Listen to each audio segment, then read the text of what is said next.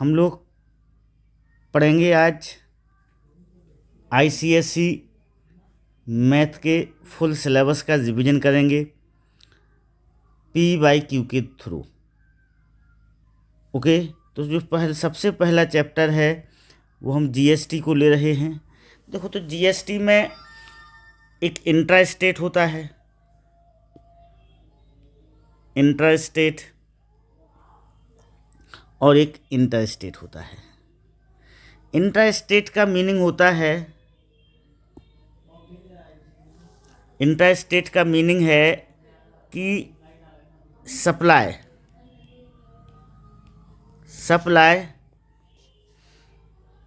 In same state,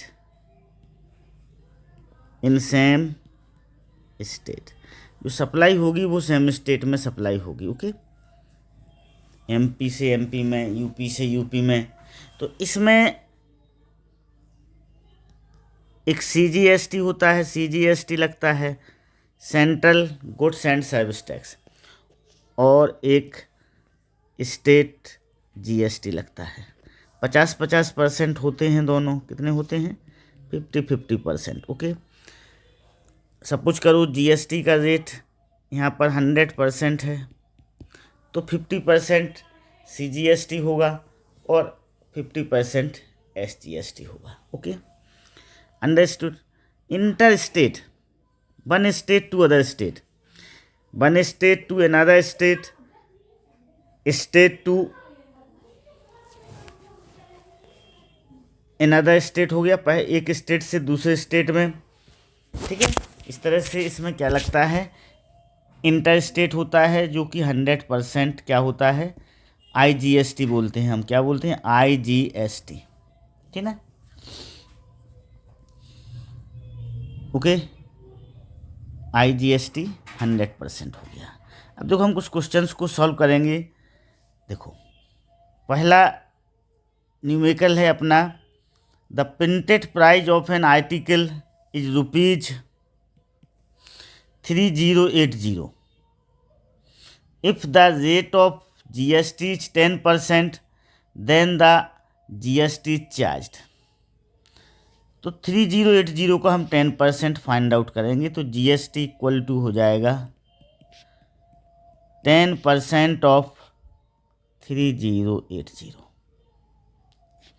तो 10/100 into 3080, तो 308 B क्या हो जाएगा, यहाँ पर अपना आंसर हो जाएगा। ओके, तो हम आंसर में क्या लिखेंगे? B. Okay, this is our answer. Next question देखते हैं। For an intra state sale, intra state sale से मीनिंग है supply within state, the CGST paid by a dealer to the central government is ₹120। If the marked price of the article is 2000 rupees, 2000, the rate of GST, देखो CGST कितना है? ₹120 है, तो SGST भी कितना होगा? ₹120 होगा। तो GST कितना हो जाएगा? GST होगा ₹240।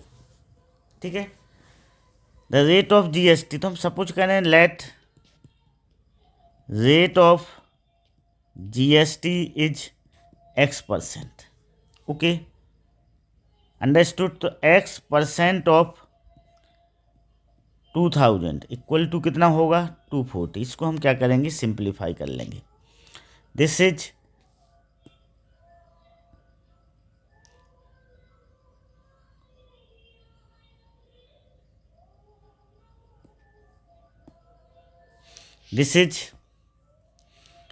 X/100 into 2000 equal to 240।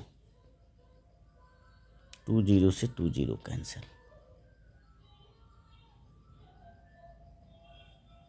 तो x इक्वल टू हो जाएगा 240/20 equal to 12%। So our answer is सी।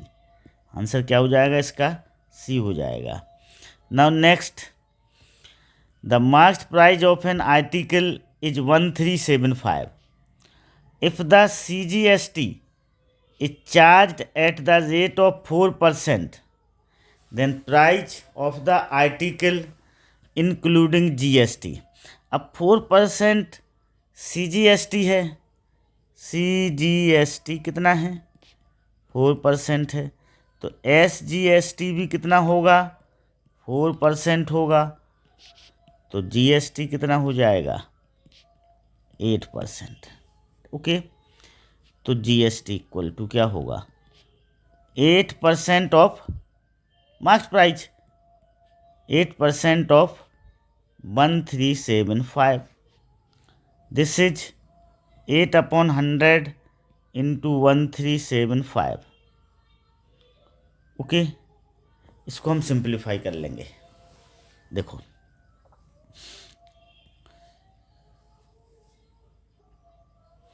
तो दिस इज 11,000/100, सो 110 आ गया। कितना आ गया? GST 1/10। अब price of the article, article की प्राइस पूछी है यहाँ पर, the price of the article including GST, तो वो कितना हो जाएगा? 1375 प्लस 110 GST, और उसमें ऐड हो जाएगा 5841, तो डी आंसर हो जाएगा। अब आंसर इज डी। आंसर क्या हो जाएगा? डी हो जाएगा। Now next, an article which is marked at rupees 1200 is available at a discount of 20% and the rate of GST is 18%. The amount of SGST, SGST का amount पूछे। सबसे पहले हम discount, marks price, selling price को find out करेंगे। SP क्या होता है? मार्क्स प्राइस माइनस डिस्काउंट, तो SP is mark price 1200 minus discount क्या है? 20% of 1200। This is 1200 minus 20/100 into 1200। This is 240, तो क्या हो जाएगा? 960। दिस इज होगा सेलिंग प्राइस। ओके, तो GST कितना है? 18% है, और SGST पूछा है तो 9% SGST होगा, तो GST 18% है। SGST कितना होगा? SGST 50%, आधा हो जाएगा इसका, 9% हो जाएगा। ओके, 18/9%, तो SGST हम फाइंड आउट कर लें। SGST, this is 9% of 960, this is 9/100 into 960, 0 से 0 कैंसिल,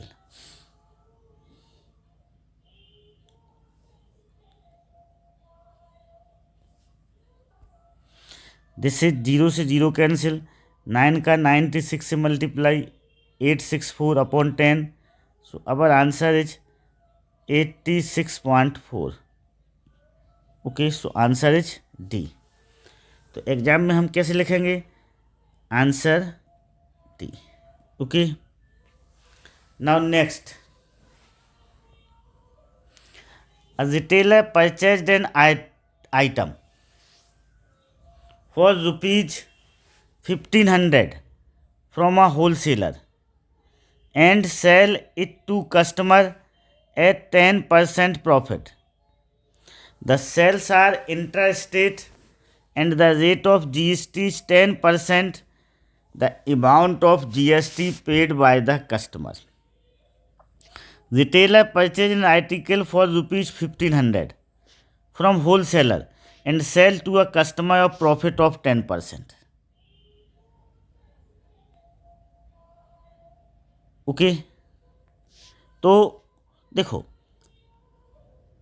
प्रॉफिट 10 पर, पहले सब प्रॉफिट को फाइंड आउट करेंगे हम। प्रॉफिट कितना हो जाएगा? 10% of 1500। Okay, this is 10/100 into 1500. This is rupees 150. This is the profit. तो SP for retailer, SP for retailer क्या हो जाएगा 1500 प्लस 150, दिस इज 1650. GST क्या होगा 10% ऑफ 1650, 10% ऑफ 1650, 10/100 इंटू 1650 तो रुपीज 165. डी आंसर हो जाएगा. Answer is D. Okay, understood. Now next, the GST of an article reduced from 12% to 5%, and due to this the price paid for the article is cut down by rupees 14%, the original price of article. तो हम यहाँ suppose कर लें original price क्या है x है, original price is x. अब 12 to 5% हो गया, कितना रिड्यूज हुआ 12 - 5 7%, 12 - 5 = 7%. तो 7% ऑफ x = क्या होगा 14 होगा. 7% ऑफ x इज 14. तो 7/100 इंटू x = 14. 7x = 1400, तो x = क्या हो जाएगा 200. तो अब आंसर इज डी होगा. ओके, अब सपोज करो कोई आर्टिकल है, ए से बी ने खरीदा, बी से सी ने खरीदा, सी से डी ने खरीदा, डी से ई ने खरीदा. अब आपसे पूछा जाए कि बताओ सी ने कितना GST पेड किया, how much GST paid by C. तो क्या होगा GST paid by C equal to GST% of. Okay, SP for C, SP - CP of C. ये SP - CP किसके लिए, सी के. सी ने कितने में बेचा और उसने कितने में खरीदा था, उसका जो डिफरेंट होगा that is profit. GST% of profit of C. तो इससे निकलेगा. Okay, understood. बी का भी निकाल सकते हैं हम, सी का भी निकाल सकते हैं, DE जिसके लिए. तो GST%, अब डी का निकालना है तो GST% of profit of D. D ने जो प्रॉफिट लिया है उसका GST% हम फाइंड आउट कर लेंगे. तो डी सेम GST क्या करेगा पेड करेगा. Okay, understood. Now next chapter is banking. Next chapter कौन सा है, बैंकिंग है. इसको हम लोग समझते हैं बैंकिंग. ओके, देखो बैंकिंग में क्या होता है, रिकरिंग डिपॉजिट हमारे सिलेबस में है. रिकरिंग डिपॉजिट में ईच एंड एवरी मंथ हम कुछ फिक्स अमाउंट को क्या करते हैं जमा करते हैं, डिपॉजिट करते हैं बैंक में. उसको हम P से नोट करते हैं. किसे नोट करते हैं, P से. N नंबर ऑफ मंथ है, N क्या है यहाँ पर number of month. P fix deposit submitted, fixed deposit to each month.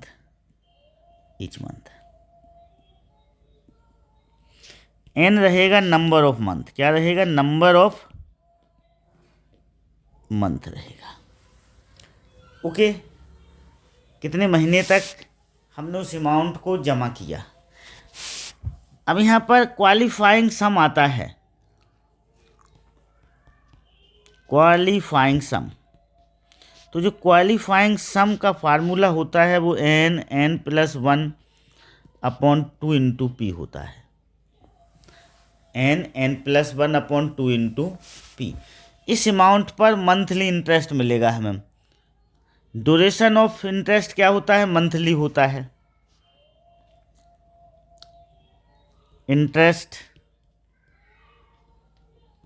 कैसा होता है? मंथली होता है, मंथली। देखो सिंपल इंटरेस्ट का जनरली हम जो फार्मूला पढ़ते हैं तो वो क्या होता है? Principal into rate percent into N, ये होता है। तो यहाँ पर जो इंटरेस्ट का फार्मूला होगा बैंकिंग में, प्रिंसिपल की जगह एक क्वालिफाइंग अमाउंट आएगा या क्वालिफाइंग सम आएगा, तो this is n+1/2 into P into R upon 100। अब यहाँ पर टाइम कैसा लिया जाता है? मंथली लिया जाता है, तो एक n/12। ये क्या है? इंटरेस्ट का फार्मूला है। किसका फार्मूला है? This is the formula for interest. Okay, this is the formula for interest. Okay, interest का ये फार्मूला है। अब मैच्योरिटी वैल्यू,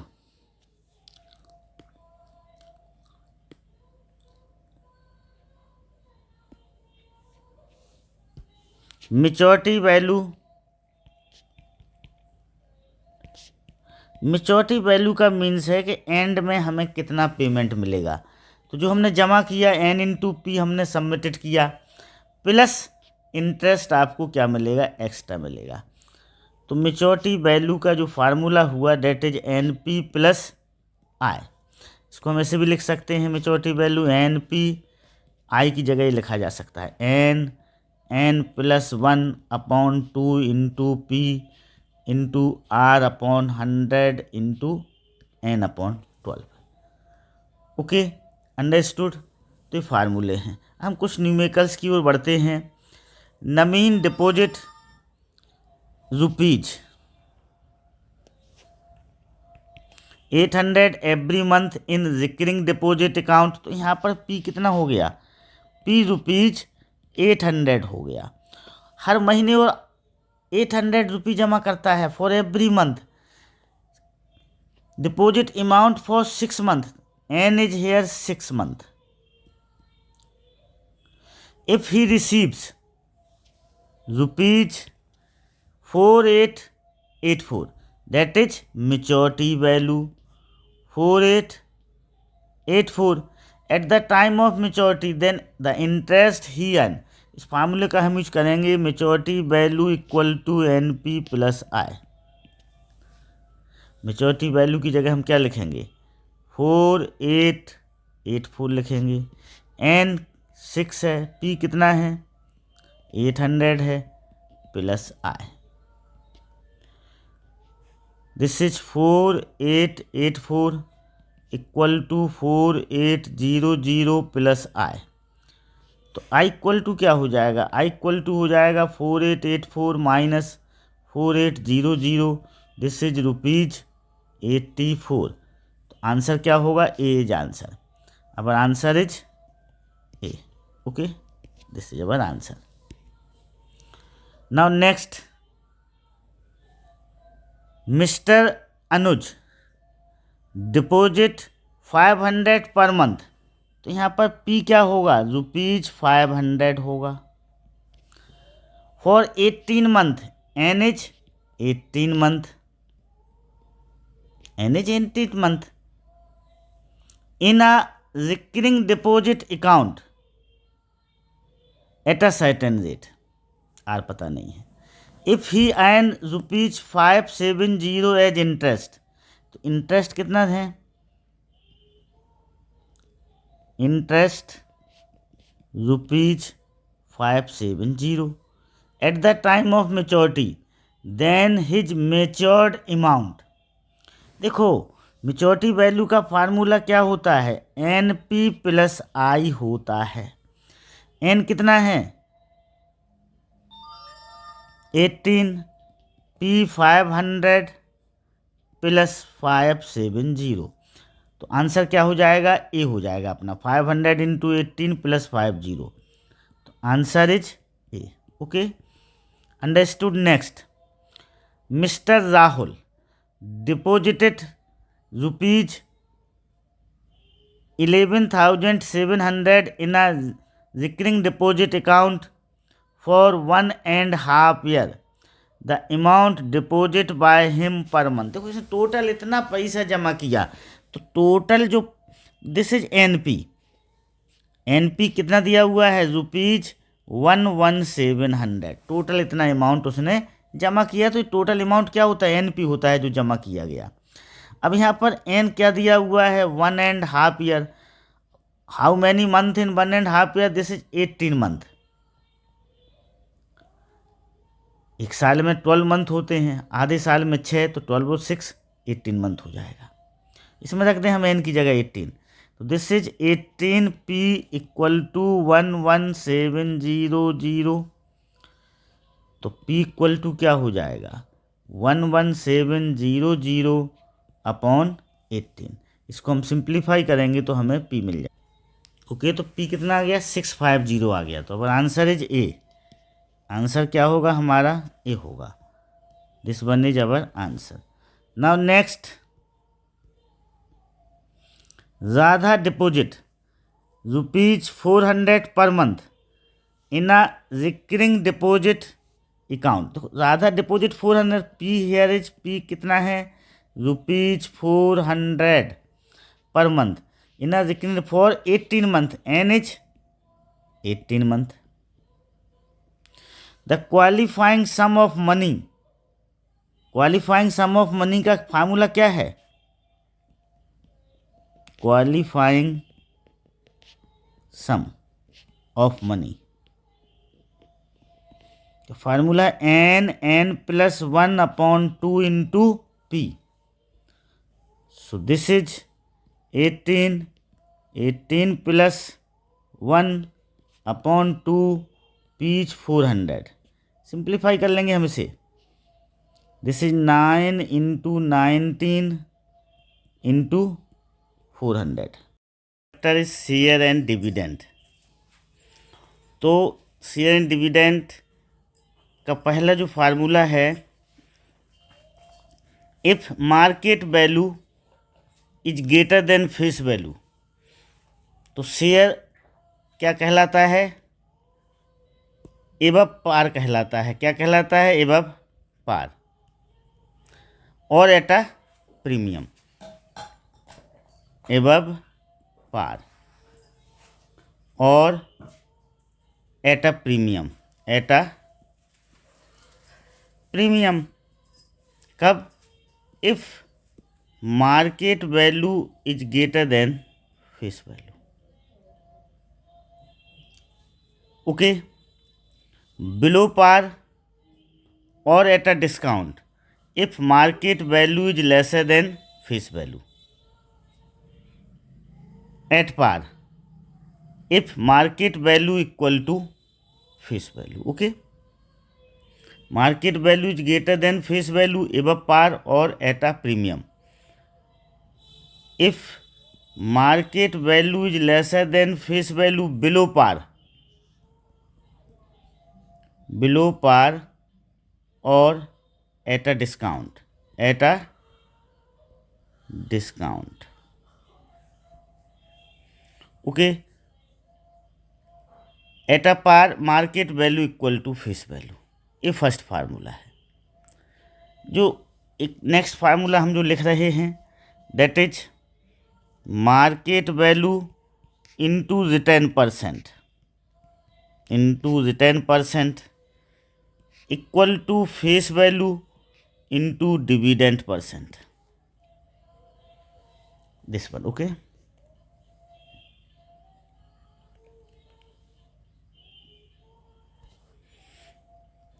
हम कुछ न्यूमेरिकल्स को हम लोग सॉल्व करेंगे। ओके, देखिए, a man invested in a company paying 12% dividend on its share. Dividend percent कितना दिया हुआ है, 12% दिया हुआ है। If percentage return on investment, return percent 10% दिया हुआ है। Then the share at par, below par, above par can not be determined. Okay, तो हम इस फार्मूले का यूज करेंगे, market value into return percent equal to face value into dividend percent. Market value into 10 upon 100, face value into 12 upon 100। Okay, this is market value into 10 equal to face value into 12।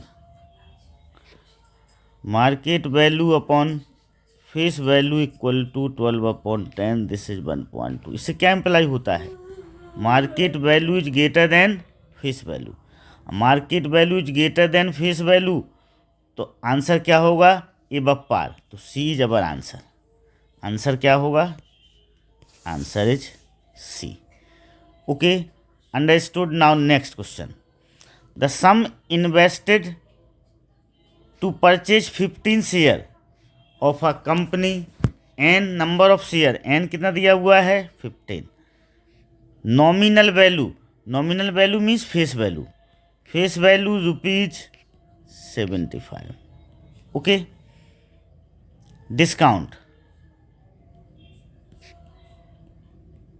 Discount is 20%। Sum invested निकालना है तो market value को find out करेंगे। Market value क्या हो जाएगा, face value minus discount. Face value कितना है 75 है, minus 20% of 75, 75 minus 20 upon 100 into 75, 75 minus 15 equal to ₹60। तो मार्केट वैल्यू कितना आ गया। अब सम इन्वेस्टेड का फार्मूला होता है, सम इन्वेस्टेड, इन्वेस्टेड का फार्मूला होता है N into market value of one share. N कितना है 15, मार्केट वैल्यू कितनी है 60, तो 900 हो जाएगा। कितना हो जाएगा 900, तो D is our answer. Okay, understood. Now next फार्मूले, देखो कुछ फार्मूले हैं, sum invested, number of share into market value, number of share, total investment into market value of one share. एक और फार्मूला होता है return annual income, sorry annual income, annual income, या इसको हम प्रॉफिट भी बोलते हैं, और प्रॉफिट, प्रॉफिट। तो इसका फार्मूला होता है n means number of share into face value into dividend percent, या डी अपॉन 100।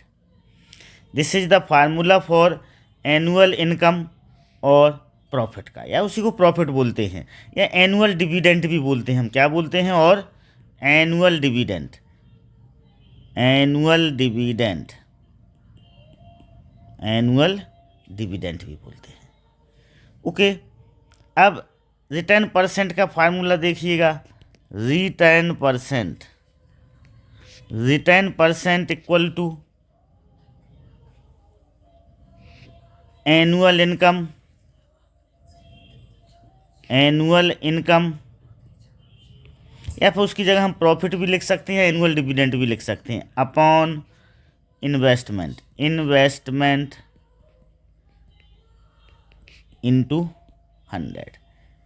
ये रिटर्न परसेंट का फार्मूला है, जिसे हम प्रॉफिट परसेंट भी बोलते हैं। क्या बोलते हैं, profit percent. Okay,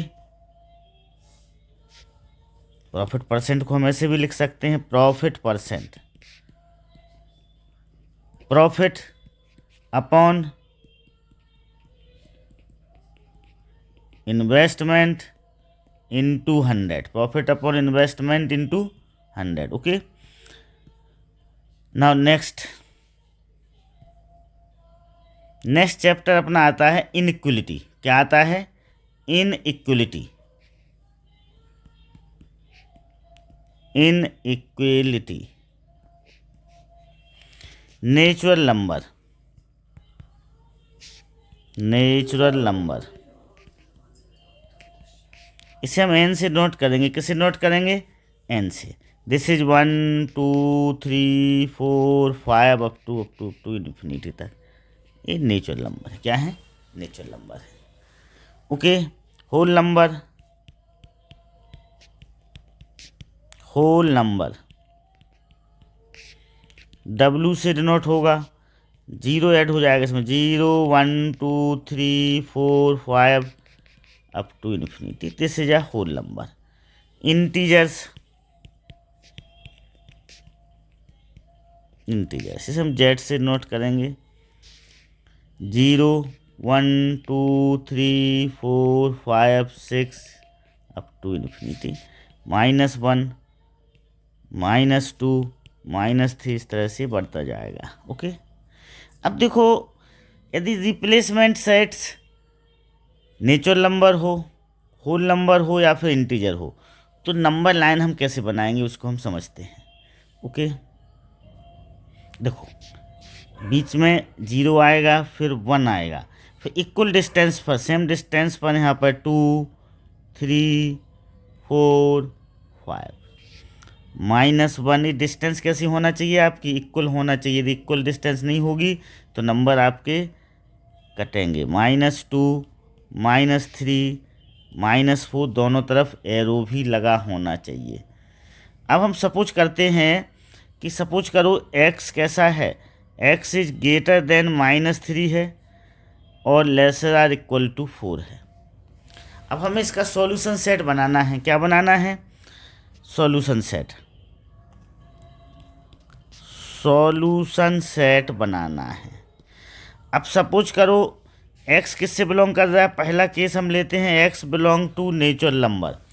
x natural number से बिलोंग कर रहा है तो सॉल्यूशन सेट देखो, यहाँ पर 1 से शुरू होगा, फिर 1 2 3 और इक्वल लगा हुआ है 4 पे, तो 4 भी आएगा। ये होगा सॉल्यूशन सेट। अब यदि ये होल नंबर होगा, x belong to whole number, किससे बिलोंग कर रहा होगा? होल नंबर से, तो सॉल्यूशन सेट में 0 और ऐड हो जाएगा, 0 1 2 3 4। अब सपोज करो इंटीजर है। क्या है? रिप्लेसमेंट सेट्स क्या है? इंटीजर है। तो जो सॉल्यूशन सेट होगा वो होगा -2 से शुरू, क्योंकि 3 पर इक्वल नहीं है, -3 पर इक्वल का साइन नहीं है, तो -3 नहीं आएगा। -2 -1 0 1 2 3 4, इस तरह से। तो रिप्लेसमेंट सेट चेंज होने पर सॉल्यूशन सेट भी चेंज हो जाते हैं। ये क्या है? सॉल्यूशन सेट है। ये भी सॉल्यूशन सेट है।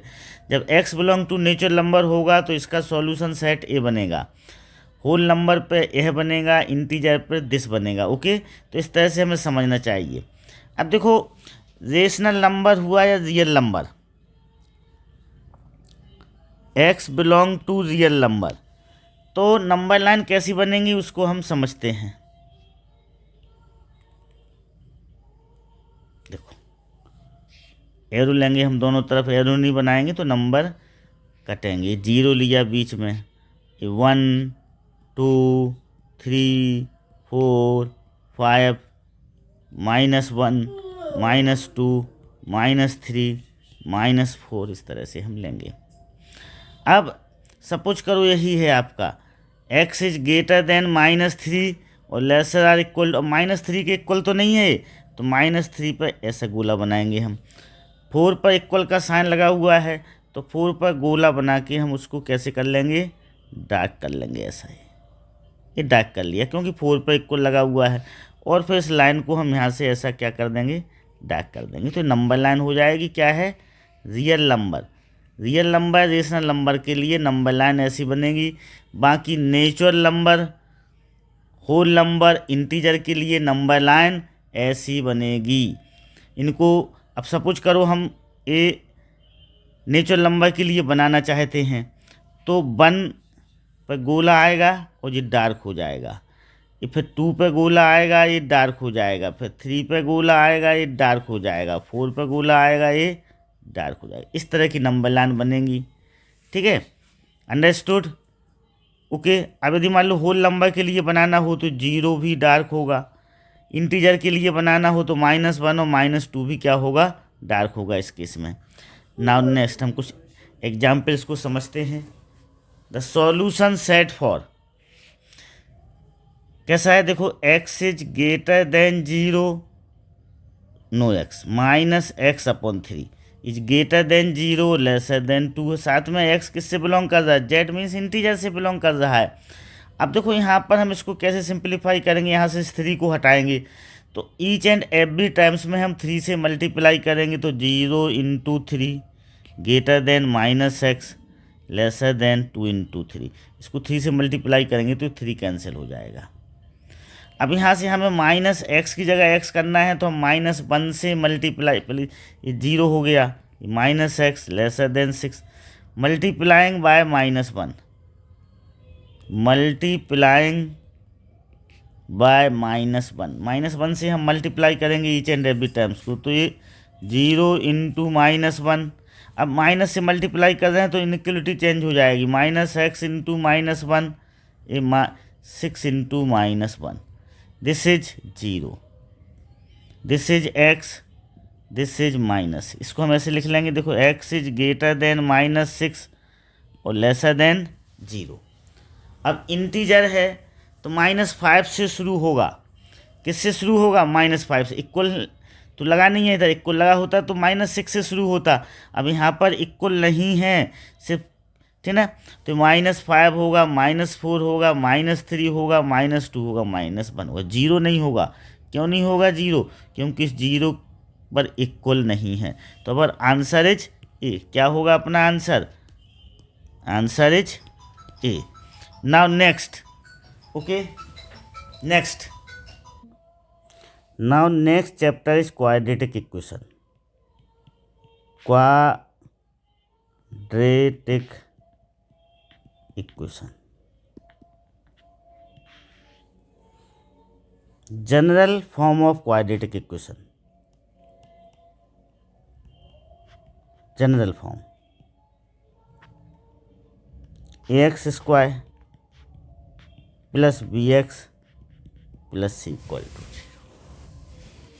This is the general form of quadratic equation. अब इसके जो रूट्स होंगे या जो इसके सॉल्यूशन होंगे, यहाँ पर हम x की क्या वैल्यू पुट कर दें कि left hand side equal to right hand side 0 हो जाए, सारा का सारा पोर्शन क्या हो जाए, 0 हो जाए। जिसमें 0 हो जाएगा वो इसका क्या होगा, रूट्स होंगे, या रूट्स बोलते हैं, या फिर सॉल्यूशन बोलते हैं, या फिर 0 बोलते हैं, 0 ऑफ इक्वेशन। ओके, सपोज करो x इक्वल टू 1 रखने पर सारा का सारा लेफ्ट हैंड साइड 0 हो जाता है। तो x इक्वल टू 1 उसका रूट्स होगा, जिसको हम रूट्स भी बोलेंगे। x इक्वल टू 1 इक्वेशन का सॉल्यूशन भी होगा, x इक्वल टू 1 इक्वेशन का 0 होगा। ओके, अब इसका जो जनरल इक्वेशन होता है, x फार्मूला क्या होता है, x equal to -b + -√b² - 4ac upon 2a होता है। ठीक है, ये x की वैल्यू को फाइंड आउट करने का तरीका है, ये फार्मूला होता है।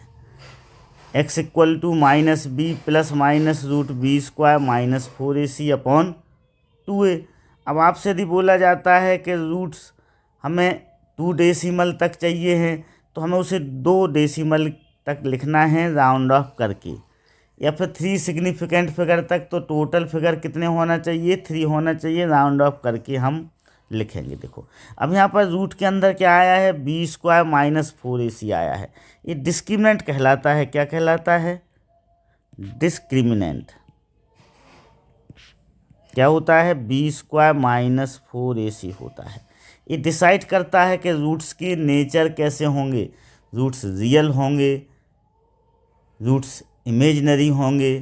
ये रूट्स के अंदर b² - 4ac डिसाइड करता है। अब देखो, if b square minus 4ac is greater than 0, suppose करो पॉजिटिव आता है, roots are real and unequal. Roots कैसे होंगे? रियल होंगे और अनइक्वल होंगे, मीन्स अलग अलग होंगे, ठीक है ना, एक जैसे दोनों रूट्स नहीं होंगे। If b square minus 4ac equal to 0, roots are real, real तो होंगे, roots are real and equal होंगे, दोनों रूट्स आपस में कैसे होंगे? इक्वल होंगे। बी स्क्वायर माइनस 4ac 0 हो जाएगा, ये पूरा 0 हो जाएगा, तो रूट्स क्या होंगे? माइनस बी अपॉन 2 होंगे। Okay, if b square minus 4ac is lesser than 0, roots are imaginary, इसके अंदर नेगेटिव वैल्यू आएगी, रूट के अंदर कोई नेगेटिव वैल्यू होगी तो वो क्या हो जाएगा? इमेजिनरी होगा। Roots are imaginary, roots are imaginary. Okay, understood. Now अब देखो हम कुछ न्यूमेरिकल्स को सॉल्व करते हैं ISC 2023 से 2025 तक।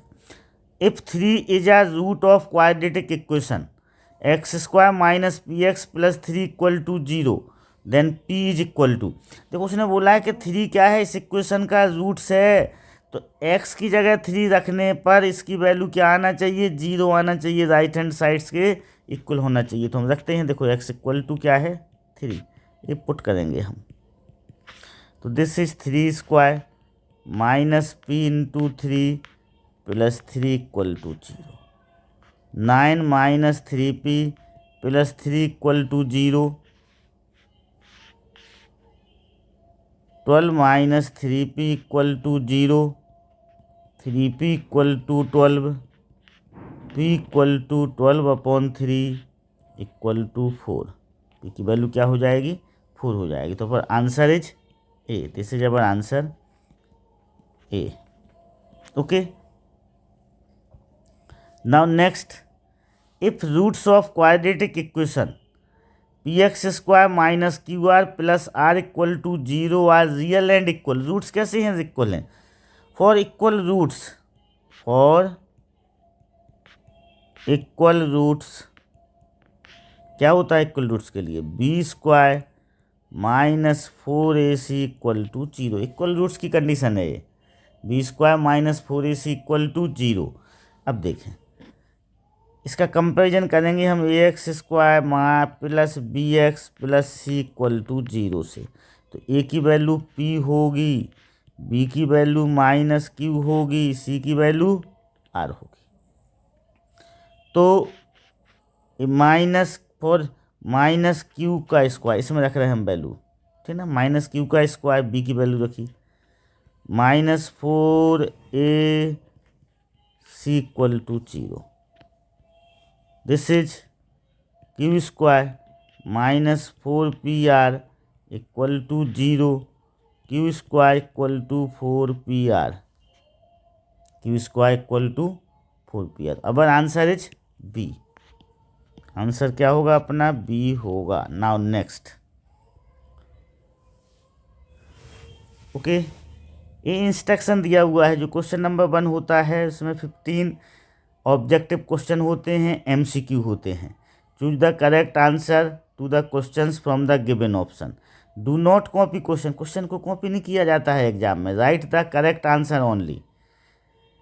The given quadratic equation 3x square plus root 7x plus 2 है। देखो तो क्या है, ए क्या है? इसका 3 है, बी कितना है? रूट 7 है, और सी कितना है? 2 है।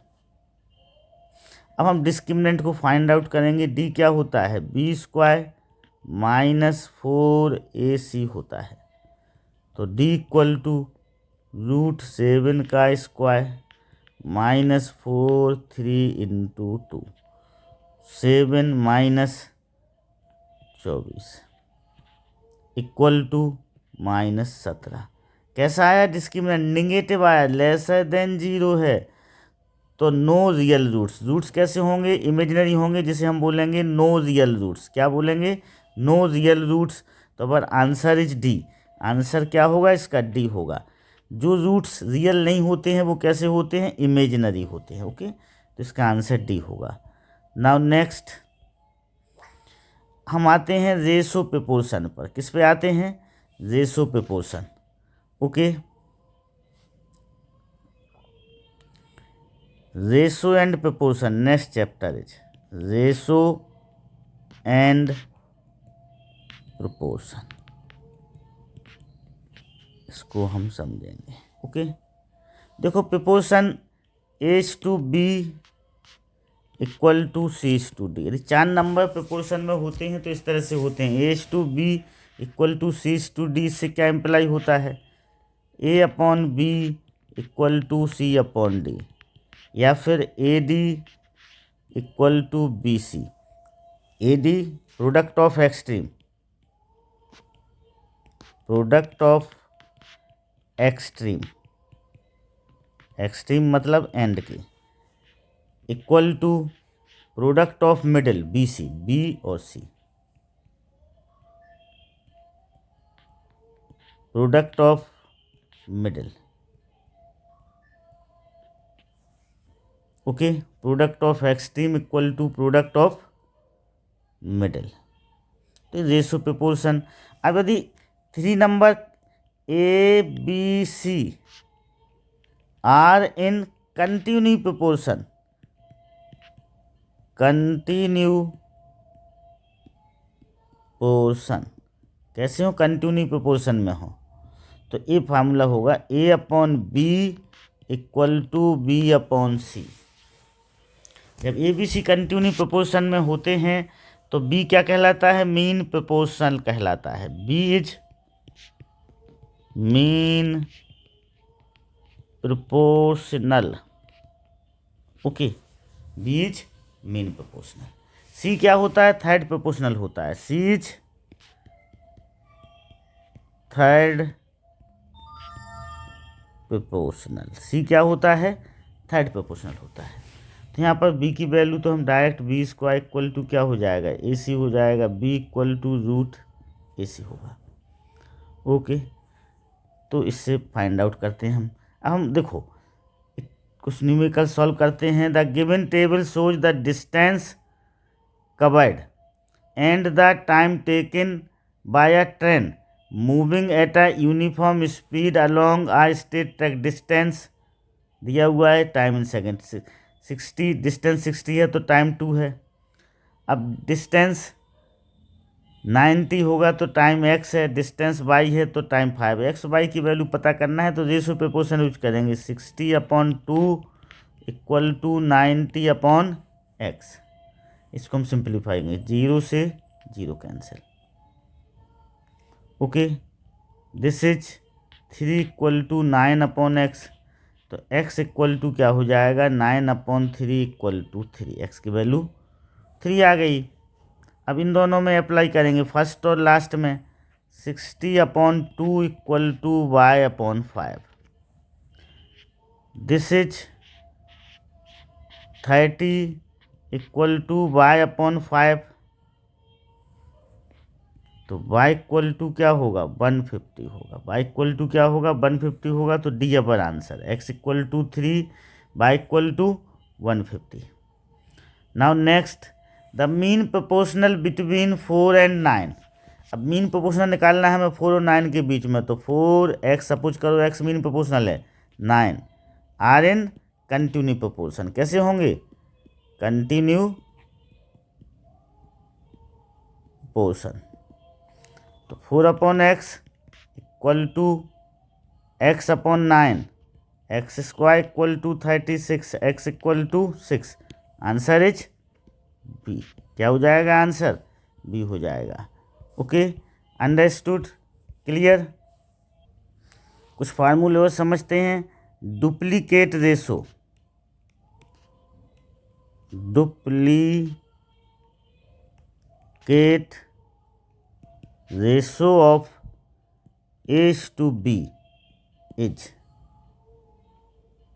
A² = B²। फिर triplicate ratio of is to b is a cube is to b cube. Okay, sub duplicate ratio, sub duplicate ratio of a is to b, this is a raise to power 1/2 is to b raise to power 1/2, या फिर उसको हम ऐसा लिखेंगे root a is to root b. इसी तरह sub triplicate ratio, sub triplicate ratio of a is to b, this is a raise to power 1/3 is to b raise to power 1/3. सब triplicate ratio होते हैं, ठीक ना. Understood. Reciprocal ratio of a is to b, reciprocal ratio of a is to b क्या होगा, is b is to a या फिर b upon a. Okay, reciprocal होते हैं. अब जैसे सपोज करो कंपोनेंडो डिविडेंडो अप्लाई करना है, कंपोनेंडो एंड डिविडेंडो क्या होता है. सपोज करो न्यूमरेटर अपॉन डिनोमिनेटर लिखा हुआ है, तो हम उसको क्या लिखेंगे, numerator upon denominator is a upon b है, तो ये हो जाएगा आपका numerator plus denominator upon numerator minus denominator. यहाँ पर भी यही अप्लाई करेंगे, तो a plus b upon a minus b. ये कंपोनेंडो एंड डिविडेंडो होता है. Okay, now using componendo dividendo solve for x, इस न्यूमेरिकल को हम सॉल्व करते हैं. यहाँ पर हमें कंपोनेंडो डिविडेंडो का यूज करके एक्स को क्या करना है, फाइंड आउट करना है. ओके, तो यहाँ पर हम कंपोनेंडो डिविडेंडो को अप्लाई करते हैं. देखो, ये न्यूमरेटर है, ये डिनोमिनेटर है, ठीक है. तो यहाँ पर न्यूमरेटर 3 है, डिनोमिनेटर कितना 1 माना जाएगा. अब इस लेफ्ट हैंड साइड में हम कंपोनेंडो डिविडेंडो का यूज करते हैं, तो डिनोमिनेटर को हम जो करते हैं लिखते हैं 2x plus 2 plus root 2x minus 1. अब plus denominator, this is root 2x plus 2 minus root 2x minus 1 whole upon numerator 2x plus 2 plus root 2x minus 1 plus root 2x plus 2, no this is minus. Okay, क्या आएगा इधर, minus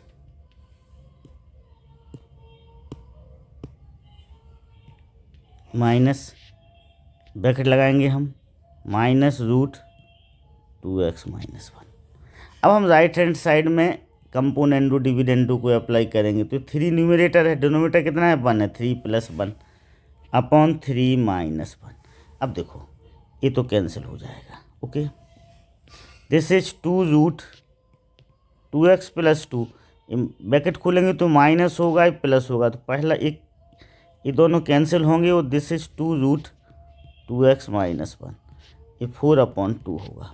ये 2 से 2 cancel, ये बचा आपका root 2x plus 2 upon root 2x minus 1 equal to 2. हम squaring करेंगे both side, squaring both side,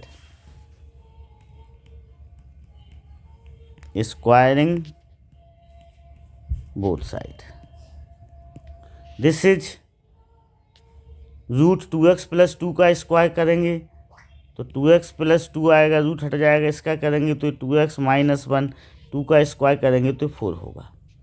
this is 2x plus 2 equal to 4 2x minus 1, 2x plus 2 equal to 8x minus 4.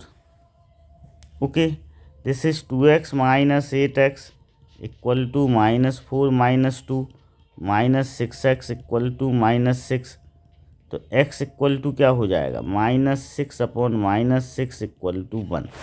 This is our answer. Now next chapter is factor and remainder theorem. Factor and remainder theorem.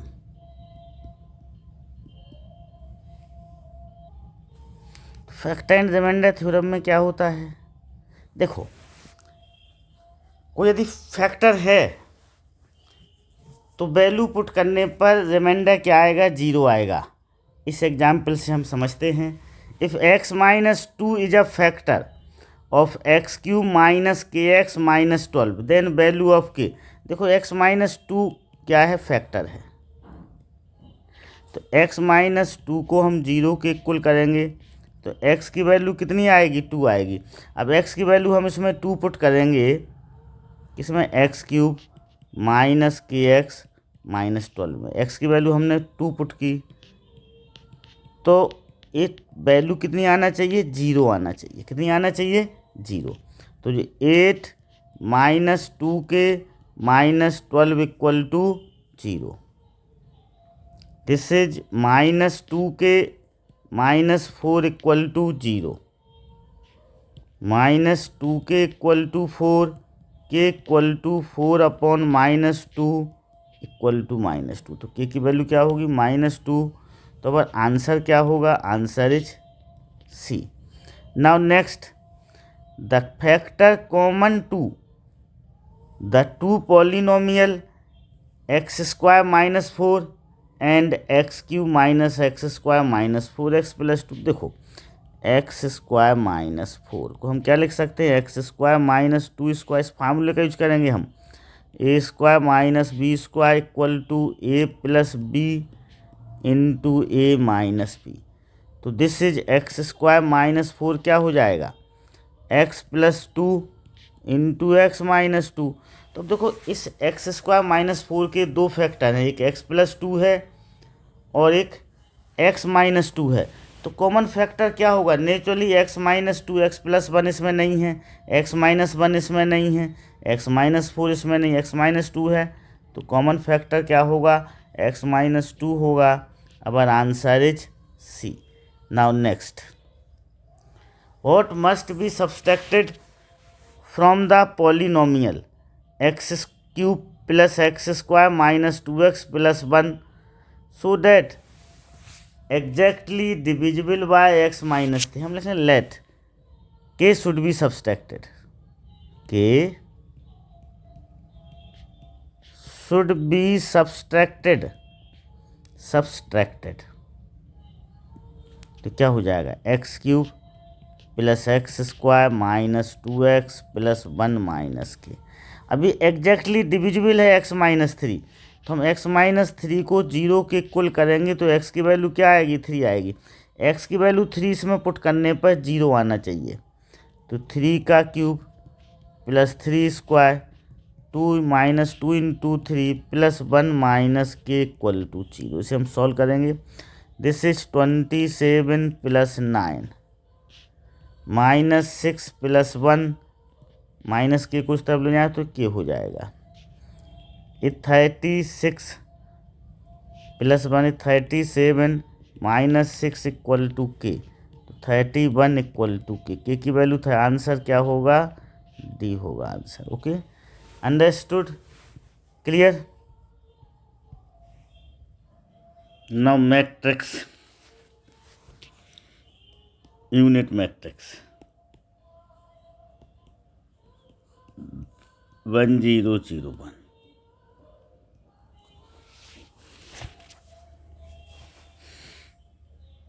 a + b addition के लिए दोनों की order क्या होना चाहिए, same होना चाहिए.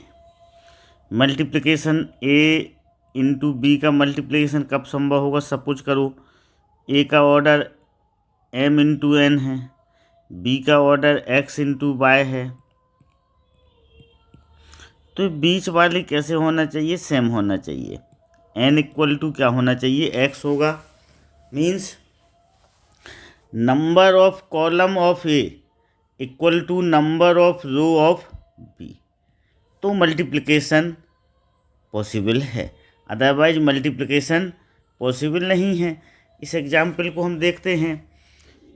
2004xy equal to 2 - 8 the value of x and y respectively.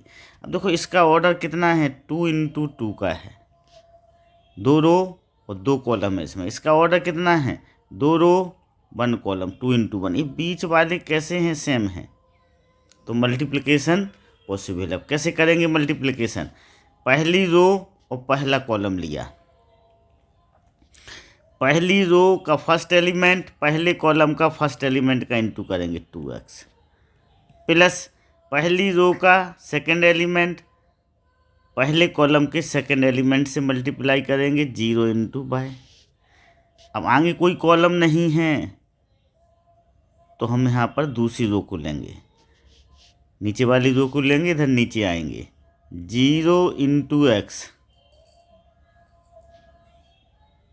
Plus 4y equal to कितना दिया हुआ है, 2 - 8। दिस इज 2x हो जाएगा, ये 4y equal to 2 - 8, 2x equal to 2, x equal to 1, 4y equal to -8, x equal to -2। तो x की value 1, y की वैल्यू -2, तो ए आंसर होगा। अपना आंसर क्या होगा, answer is A. Okay, now next, if A equal to 0 1 1 0 then A square को find out करना है। A square means A into A का हम 2 बार इंटू करेंगे। ए को लिखा 0 1 1 0 0 1 1 0। अब मल्टीप्लाई करेंगे, पहली रो का पहले कॉलम से इंटू करेंगे, तो 0 × 0 1 प्लस 1 × 1। अब पहली रो का दूसरे कॉलम से इंटू करेंगे, 0 × 1 plus 1 × 0।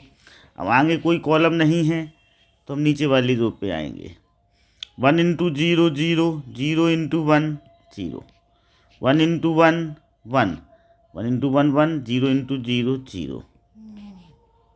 This is 1 0, this is 0, this is 1। तो our answer is C, 1 0 0 1। Answer क्या होगा, सी होगा। Now next, if matrix A equal to 2 0 2 2, A square equal to 4 0 x 4, then find the value of x। देखो ए square equal to क्या दिया हुआ है, 4 0 x 4, x square में A square means A into A को हम 2 बार लिखेंगे। This is 2 0 2 2 2 0 2 2 equal to 4 0 x 4। Okay, multiply करेंगे, पहली रो का पहले कॉलम से 2 का 2 से इंटू करेंगे, 2 × 2, इस 2 का 0 से इंटू करेंगे, 2 × 0। फिर पहली रो का दूसरे कॉलम से इंटू करेंगे, 2 × 2 प्लस 2 × 2। आगे कोई कॉलम नहीं है तो हम नीचे वाली रो पे आएंगे, 0 × 2 plus 2 × 0, second column 0 × 2 plus 2 × 2। This is 4 plus 0 4 plus 4, 0 plus 0 0 plus 4। This is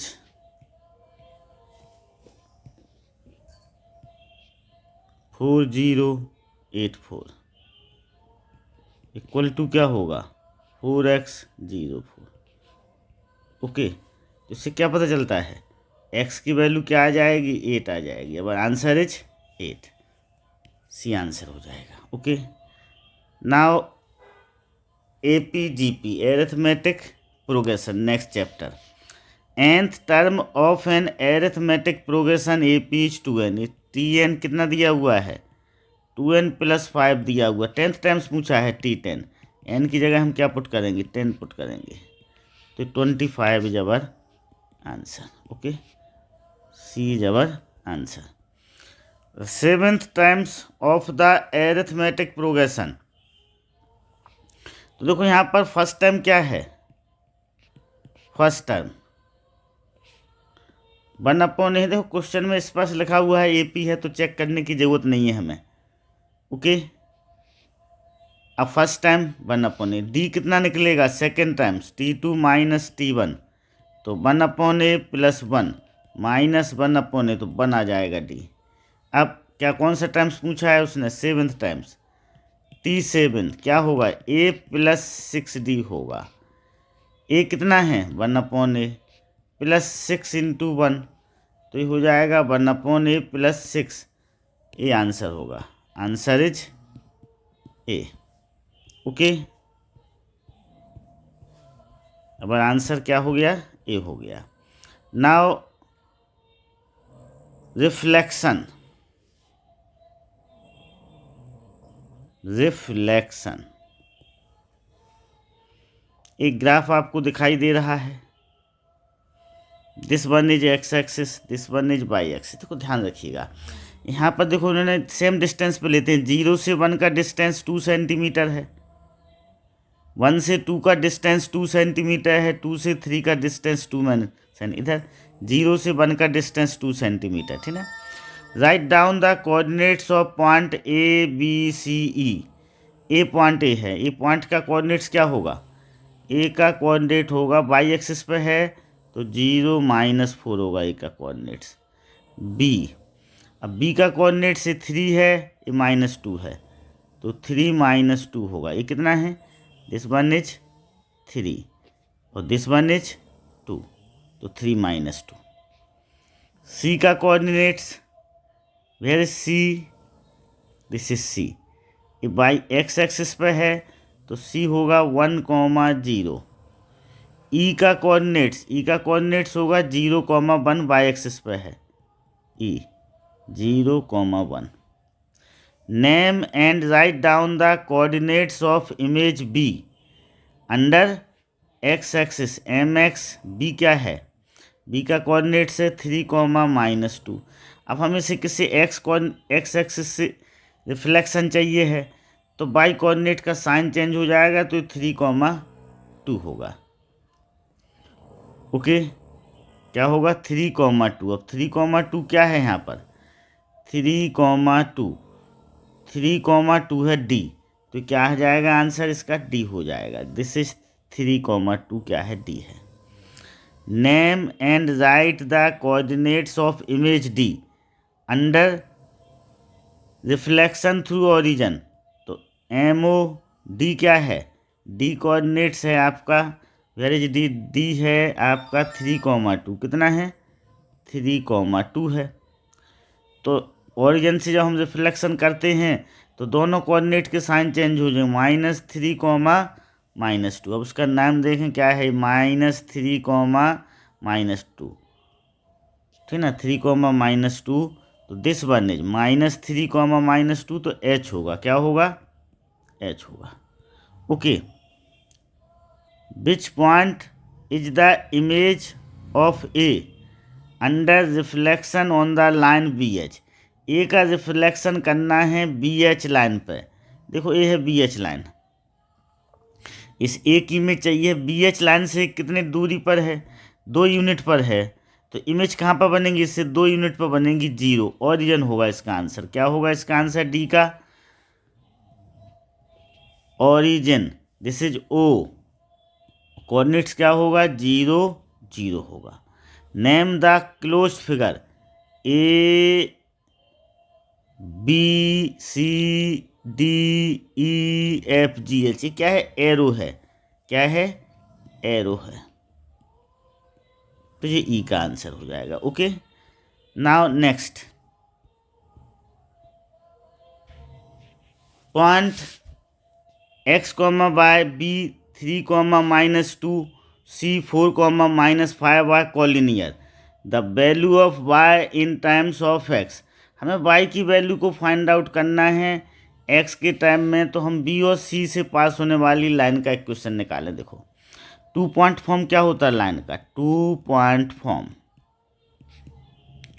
form होता है y minus y1 equal to y2 minus y1 upon x2 minus x1 x minus x1। ये 2 पॉइंट फॉर्म होता है। ये आपका x1 होगा, ये y1 होगा, ये x2 होगा, ये y2 होगा। रखते हैं इसमें y minus y1 minus minus 2, y2 minus 5 minus minus 2, x2 4 minus 3, x minus x1 minus 3। ये हो जाएगा y plus 2 minus 5 plus 2 upon 1 x minus 3। Okay, this is y plus 2 equal to minus 3 x minus 3, y plus 2 minus 3x plus 9, तो y equal to minus 3x plus 7। This is 7 minus 3x। तो D is our answer. Okay, the coordinates of the vertices of triangle ABC this the centroid G। Centroid का formula क्या होता है, centroid of triangle का formula होता है x1 plus x2 plus x3 upon 3। इसी तरह y1 plus y2 plus y3 upon 3 होता है, ठीक ना। तो देखो अपना आंसर सेंट्रॉइड क्या हो जाएगा, ये हो जाएगा सेंट्रॉइड x1 कितना है -4 है, दिस इज x1, x2 कितना है 6 है, x3 कितना है 4 है, upon 3 comma -2 plus 2 plus 6 upon 3। This is 2 आएगा, दिस इज 2 आएगा। तो आंसर क्या होगा, ए होगा। Answer is A. Okay, equation, the equation of line passing through origin and parallel to the line. Origin से पास हो रही इस लाइन की पैरेलल है, तो हम सबसे पहले क्या निकालेंगे, स्लोप निकालेंगे। Slope of line 3x plus 4y plus 7 equal, line दी हो तो स्लोप का फार्मूला क्या होता है, m इक्वल टू होता है minus coefficient of x upon coefficient of y। तो यहाँ पर m इक्वल टू क्या हो जाएगा, -3 अपॉन 4 होगा। अब पैरेलल लाइंस के स्लोप सेम होते हैं, तो इक्वेशन ओरिजिन से पास हो रही, कहाँ से पास हो रही है, 0 0 से। तो 1 पॉइंट फॉर्म का फार्मूला लगाएंगे, y minus y1 equal to m x minus x1। 1 point form का फार्मूला लगेगा। This is y minus 0 minus 3 upon 4 x minus 0। तो 3x plus 4y equal to 0 अपना क्या होगा, डी आंसर होगा। Okay, answer is D. Now next similar triangle का question है। Triangle in triangle ABC and triangle PQR। देखो similarity में क्या होता है, 3 तरह की सिमिलरिटी होती है। एक ए सिमिलरिटी होती है पहली, जो सबसे ज़्यादा यूज होती है।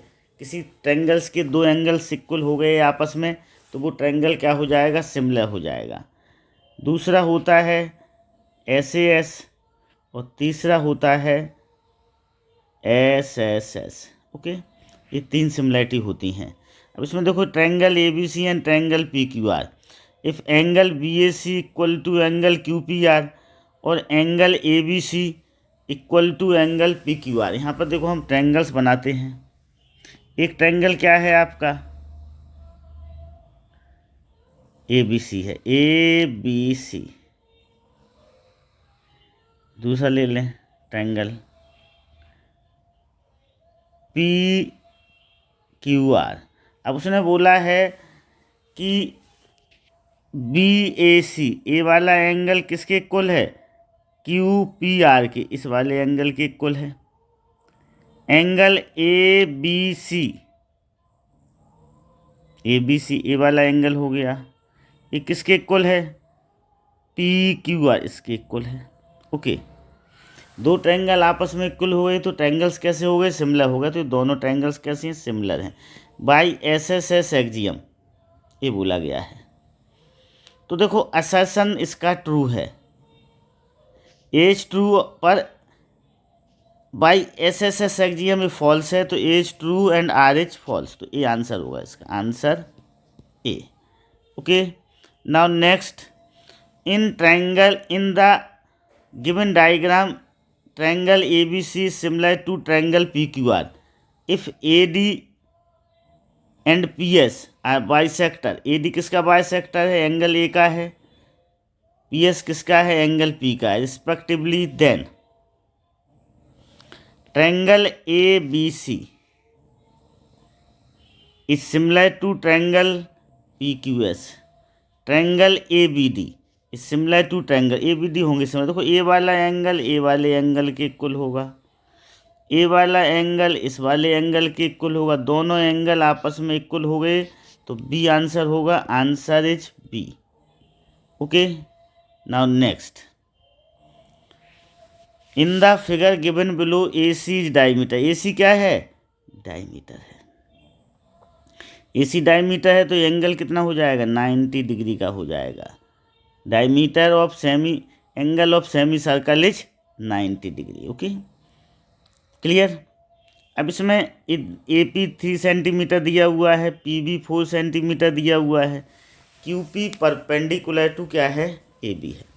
If the area of triangle APQ is 18 centimetre square then area of shaded portion of QPBC। देखो in triangle APQ and triangle ABC। अब इन दोनों ट्रायंगल को हम सिमिलर प्रूव करेंगे तो angle PAQ equal to angle BAC, angle BAC common है, दोनों कैसे हैं? कॉमन। और angle APQ equal to angle ABC 90 degree हैं दोनों। तो ट्रायंगल कैसे हो जाएंगे? सिमिलर हो जाएंगे, दोनों ट्रायंगल सिमिलर हो जाएंगे। बना लिया राधा बनाने का। दोनों ट्रायंगल सिमिलर हो गए तो अब देखो area of triangle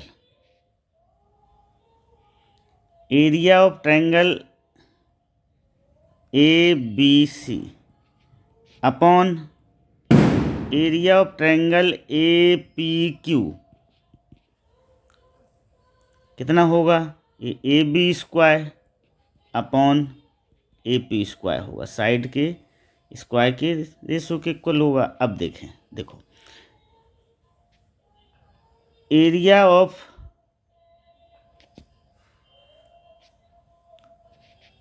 triangle ABC upon area of triangle APC upon area of triangle APQ। AB की वैल्यू कितनी दी हुई है? 3 और 4 7, तो 7 का स्क्वायर। AP की वैल्यू 3 स्क्वायर, तो 49 अपॉन 9 हो जाएगा। कितना हो जाएगा? 49 अपॉन 9। अब देखो हमें किसका एरिया निकालना है? शेडेड पोर्शन का एरिया निकालना है। तो ऐसे निकलेगा एरिया, देखो इस ट्रायंगल ABC में से यदि हम ट्रायंगल APQ घटा दें तो हमें शेडेड पोर्शन का एरिया मिल जाएगा। तो area of triangle ABC minus area of triangle APQ upon area of triangle APQ equal to क्या होगा? 49 माइनस 9 अपॉन 9 होगा। ओके, अब देखें ये हो जाएगा आपका एरिया ऑफ PBCQ हो जाएगा। इसका एरिया कितना दिया हुआ है? इसका एरिया दिया हुआ है 18 अपॉन 18 इक्वल टू 40/9। ओके, तो एरिया ऑफ PBCQ कितना हो जाएगा? 80 हो जाएगा। तो अपर आंसर इज 80। सी अपना क्या हो जाएगा? आंसर हो जाएगा।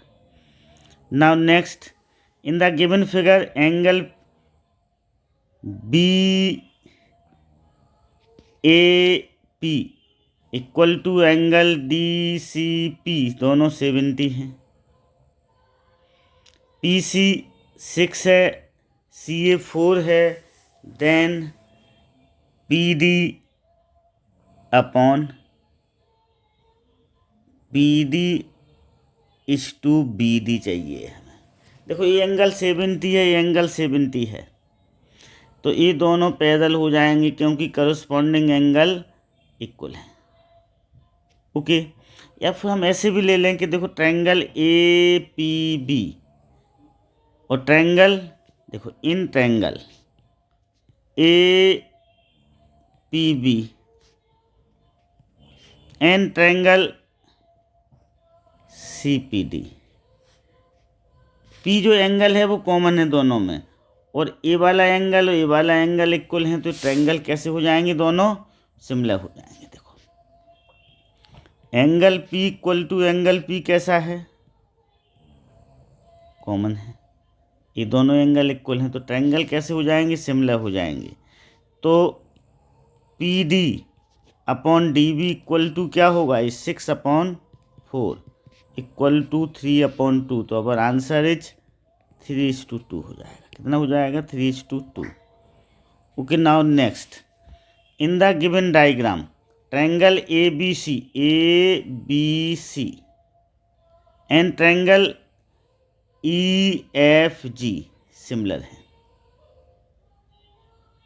इफ एंगल ABC, ये 60 एंगल दिया हुआ है, ये वाला एंगल भी 60 दिया हुआ है, देन लेंथ ऑफ FG, देखो लेंथ ऑफ FG, हमें किसकी लेंथ को फाइंड आउट करना है? FG की लेंथ को फाइंड आउट करना है। अब triangle ABC similar to triangle EFG, तो एंगल ये ए वाला एंगल ए किसके इक्वल होगा?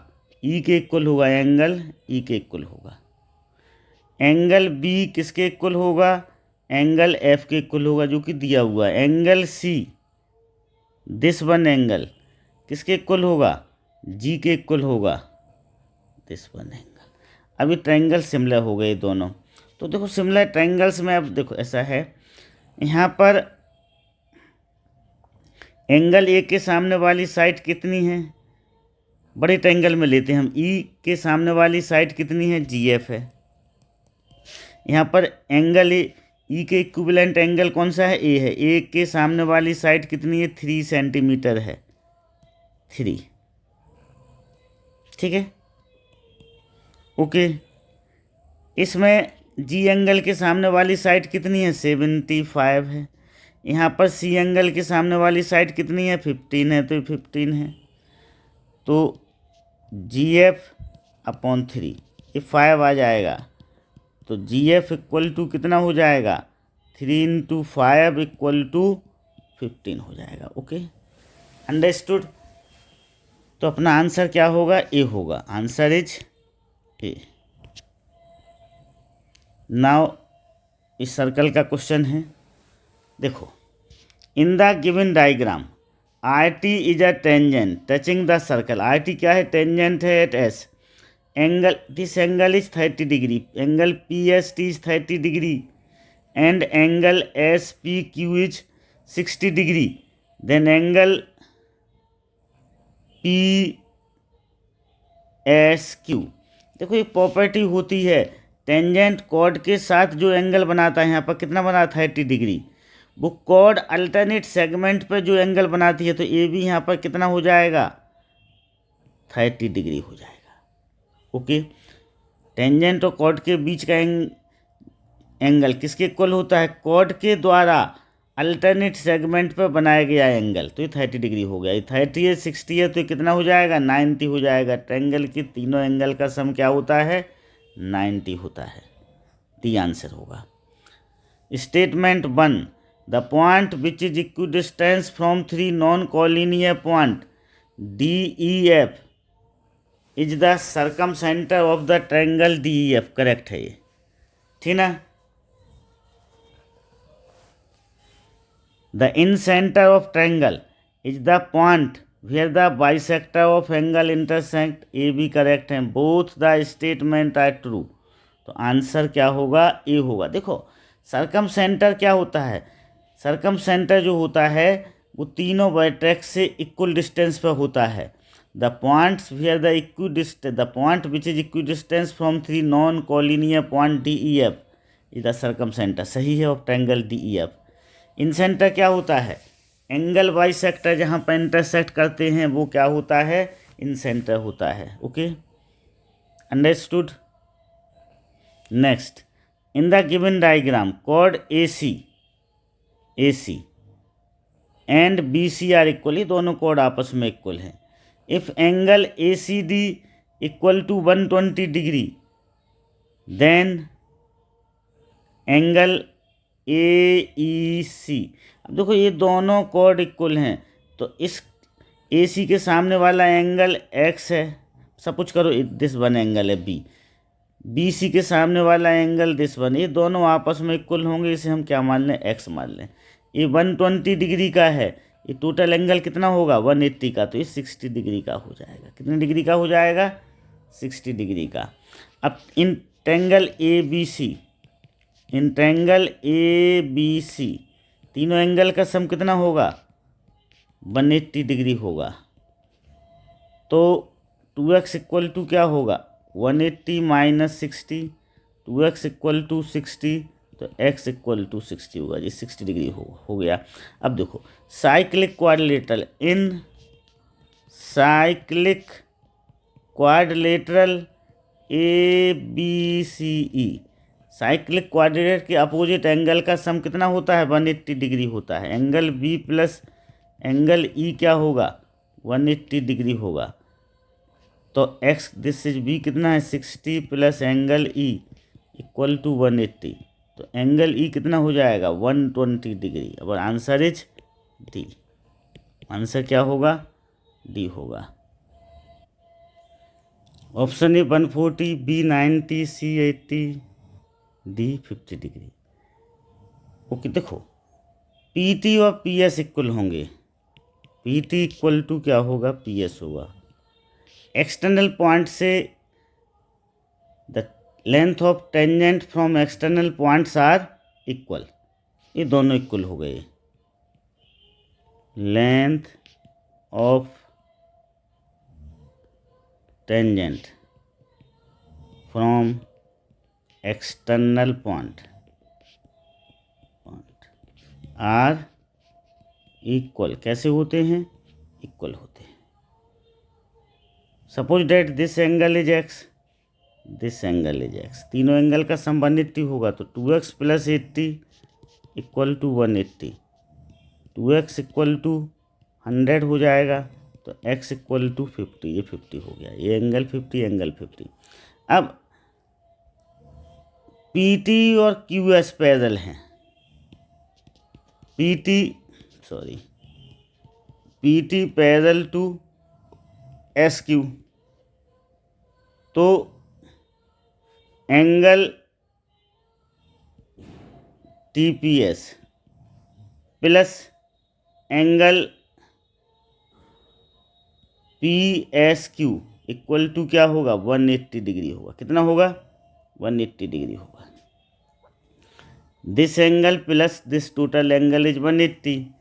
अब ये 80 है तो एंगल PSQ कितना हो जाएगा? 180 माइनस 80 इक्वल टू 100 होगा। टोटल एंगल 100 है, ये 50 है, तो ये एंगल कितना हो जाएगा? 50 हो जाएगा। और answer is D. Now cylinder, cone and sphere. Volume of cylinder, volume of cylinder क्या होता है, पाई आर स्क्वायर एच होता है। Area of base into height, area of base into height. Curved surface area, curved surface area of cylinder 2 pi R H.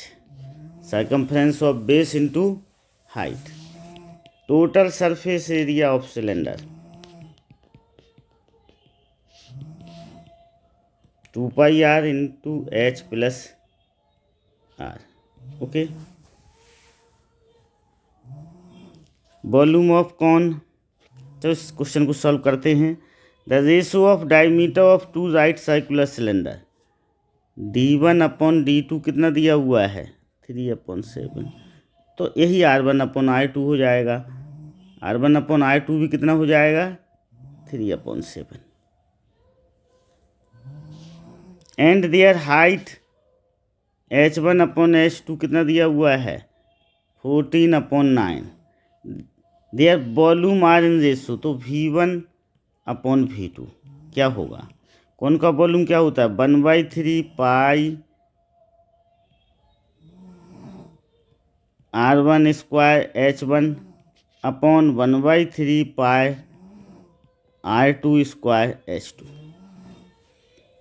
1/3 से 1/3 cancel हो गया। This is v1/v2 equal to r1/r2 का whole square into h1/h2। This is 3/7 का square into 14/9। This is 9/49 into 14/9। 9 से 9 cancel, 7 से cancel करोगे 2 is 7, तो 2 is to 7 is our answer. Answer is B. Now next, volume of cylinder of height 3 centimetre is 48 pi. Height कितना दिया हुआ है, 3 centimetre. भी कितना दिया हुआ है, वॉल्यूम 48 पाई। तो भी का फार्मूला क्या होता है, pi are square h. This is 48 pi pi are square h into 3। Pi से pi cancel, 48/3 equal to r square equal to 16। तो आर इक्वल टू क्या आ जाएगा, 4 सेंटीमीटर। और आंसर इज 4 सेंटीमीटर। ये देखिएगा। Now next, a rectangular sheet of paper of size 11 centimetre into 7 centimetre. ये है 7 centimetre into 11 centimetre. Is first rotated about the side, 11 centimetre से rotate कर दिया गया। And then 7 centimetre of shown figure. The ratio of their curved surface area. देखो 11 centimetre से revolve किया गया। किससे रिवॉल्व किया गया, पहले द फर्स्ट 11 सेंटीमीटर से रिवॉल्व किया गया। देखो एंड देन अबाउट 7 सेंटीमीटर, जब हम 11 सेंटीमीटर से उसे रिवॉल्व करेंगे, ठीक है, तो ओके, जब हम 11 सेंटीमीटर से रिवॉल्व करेंगे तो उसका जो रेडियस होगा वो 7 सेंटीमीटर होगा और हाइट कितना होगा, 11 सेंटीमीटर होगा। जब हम उसे 7 सेंटीमीटर से रिवॉल्व करेंगे तो रेडियस 11 सेंटीमीटर होगा और हाइट 7 सेंटीमीटर होगा। ओके, अब बस फाइंड आउट कर लें हम। इसने क्या पूछा है, ratio of their curved surface area. तो C1/C2 equal to 2 pi are क्या होगा, 7। 2 पाई आर एच क्या होगा, 11। दिस इज 2 पाई आर कितना होगा, 11। एच कितना होगा, 7। 1/1 1:1 का रेशो आ जाएगा। ये आंसर होगा। Okay, understood, clear. Okay, if the volume of two sphere is in the ratio V1 upon V2 कितना दिया हुआ है 27/64। अब वॉल्यूम ऑफ स्फीयर क्या होता है, वॉल्यूम ऑफ स्फीयर होता है 4/3 पाई r³, ये होता है वॉल्यूम ऑफ स्फीयर। तो V1 upon V2 equal to क्या होगा 4/3 पाई r⁻³, this is 4/3 pi r⁻², this is 27/64, ये कैंसिल हो जाएगा r⁻³ अपॉन r⁻²। तो r1/r2 क्या हो जाएगा 3/4, 3:4 आंसर आ जाएगा। ये answer is A. Now trigonometry, sine square theta plus cos square theta equal to 1, correct है statement 1। Cosec square theta plus cot square theta 1 जी रॉन्ग है। Which of the following valid only A, answer is A. 1 plus sine A into 1 minus sine A, form लगेगा A plus B into A minus B equal to A square minus B square. So this is 1 plus sine A into 1 minus sine A equal to 1 square minus sine square A, 1 minus sine square A, this is cos square, answer T. Now next, if the length of shadow of a person is equal to his height, the angle of elevation of sun is 45 degree। देखो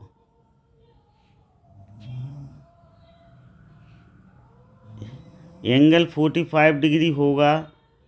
suppose करो ये height है, ये shadow है, shadow, ठीक है। तो 1045 equal to क्या हो जाएगा H/S, 1 इक्वल टू H/S, तो H इक्वल टू S हो गया, ठीक ना। तो ये स्टेटमेंट असर्शन क्या है, करेक्ट है।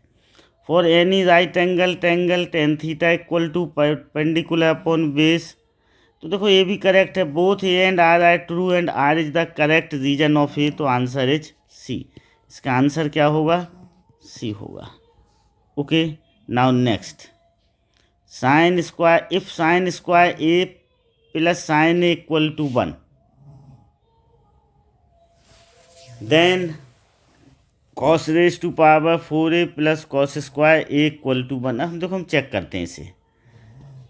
साइन ए इक्वल टू क्या हो जाएगा 1 minus sine square A, this is sine A equal to cos square A. अब स्क्वायरिंग बोथ साइड, दोनों तरफ स्क्वायर करने पर ये क्या हो जाएगा, साइन स्क्वायर ए हो जाएगा, दिस इज कॉस स्क्वायर ए का होल स्क्वायर। अब हम साइन स्क्वायर ए को क्या लिख लेंगे, 1 minus cos square A equal to cos raise to power 4a, this is 1 equal to cos raise to power 4a plus cos square A. Correct है ये, ठीक है। हाँ, तो असर्शन करेक्ट है। 1 minus sine square equal to cos square, reason भी correct है। Both A and R is true and R is the correct explanation, C is our answer. अब देखो, which of the following can not be determined graphically for a grouped frequency distribution. Median हम किससे find out करते हैं, frequency distribution cumulative frequency curve से, ogive से find out करते हैं, मोड हिस्टोग्राम से, क्वार्टाइल, ओगिफ से। तो मीन को हम ग्राफिकली डिटरमाइन नहीं कर सकते हैं, तो अपना आंसर क्या होगा, डी होगा। Okay, the median of the following observation arrange in ascending order 64, 1 2 3 4 5 6 7 8 9 10। N कितना है, 10 है। कैसा है, इवन है। तो इवन के लिए मीडियन का फार्मूला क्या होता है, मीडियन इक्वल टू होगा n/2 term plus n/2 plus 1th term upon 2। अब n/2 क्या होगा, 5 होगा, 1 2 3 4 5, तो इधर x आएगा और ये 5 + 1 6 होगा प्लस x + 4 अपॉन 2। कितना है मीडियन, 64 है। 2x + 4 upon 2 = 64। इसमें से 2 कॉमन निकालें तो x + 2 अपॉन 2 = 64। x + 2 = 64, x = 62। अब आंसर इज सी। अब इस ग्राफ को देखें, study the graph and answer each of the following. मुझे क्या है, ओगिव है, कॉमुलेटिव फ्रीक्वेंसी कर्व है। नेम द कर्व प्लॉटेड, तो कर्व का नाम क्या होगा, ओगिव। ओगिव बोलेंगे या फिर cumulative frequency curve, cumulative frequency curve होगा, cumulative frequency curve. Okay. Total number of student, देखो यहाँ पर क्या बताया गया है, मार्क्स बताए गए हैं, ये 40 50।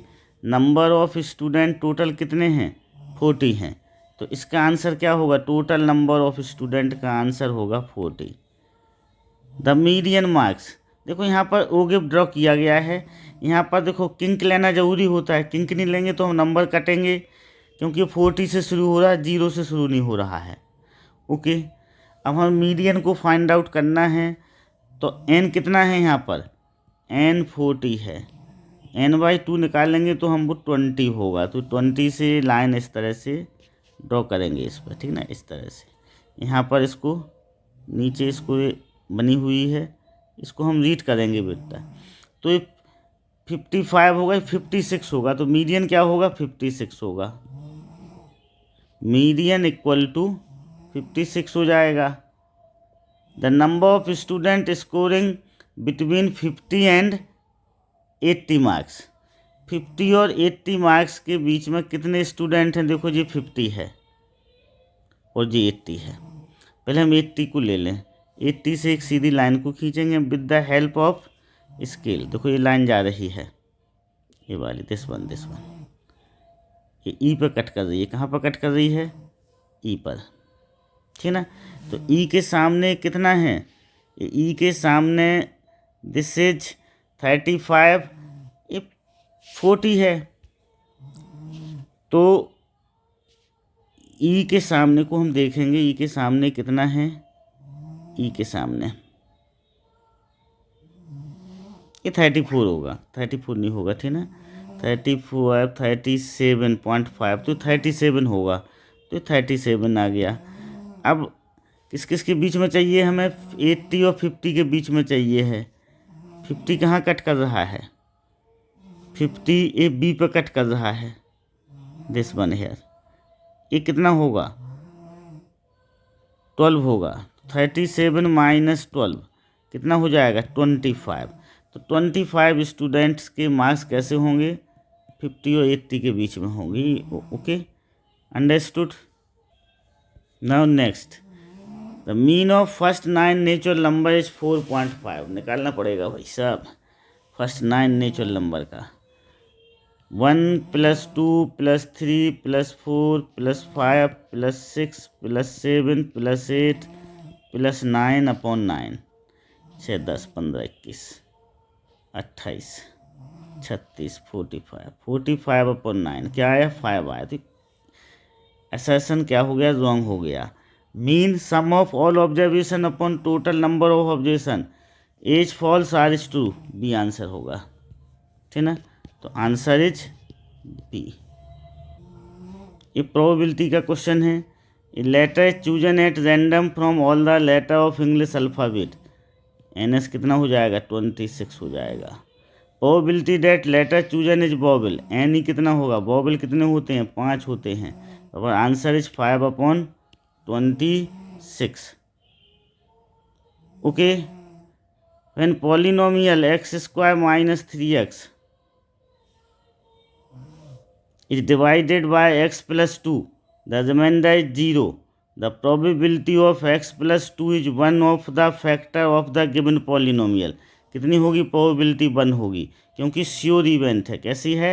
Sure event. Okay. Which of the following can not the probability of any event. तो 5/4 नहीं होगी. किसी भी इवेंट की प्रोबेबिलिटी 1 से बड़ी नहीं होती है. Okay. Understood. A die is thrown once, the probability of getting an even number is 2/3. देखो इवन नंबर 2 होगा, 4 होगा, 6 होगा, तो 3/6 बनेगा. एक डाई को थोकने पर इवन नंबर आने की प्रोबेबिलिटी 3/6 होगी, तो फॉल्स है. इवन कितने होंगे? हाँ, to earn sample space for even number सही है. एज फॉल्स आइज 2, तो बी आंसर इसका. क्या है आंसर? बी है. Okay. Understood. Best of luck.